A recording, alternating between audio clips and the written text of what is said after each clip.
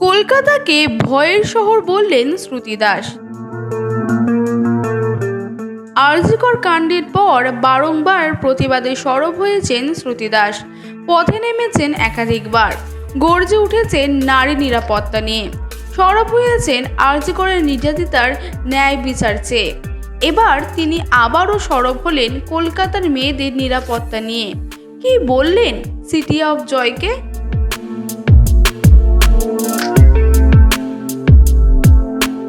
কলকাতাকে city of joy বলা হয়, এদিন সেটাকেই ব্যঙ্গ করলেন শ্রুতি।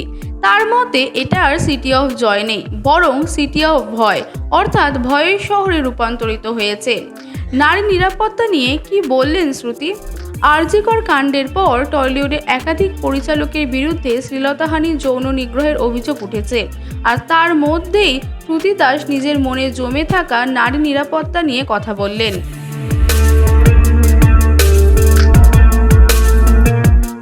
রাঙ্গাবু এদিন বলেন, আমরা যখন নাইটে আউটডোর করি তখন একটা মেকআপ ভ্যানে একা শুটিং করে এসে বসে থাকি।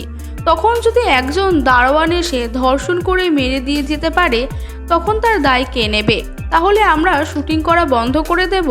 আমরা যারা বিনোদন জগতের সঙ্গে যুক্ত, আমরা যারা দিনে 14 ঘন্টা কাজ করি, মাসে একটি দিন ছুটি পাই, তাদের নিরাপত্তার দায়িত্বটা কার?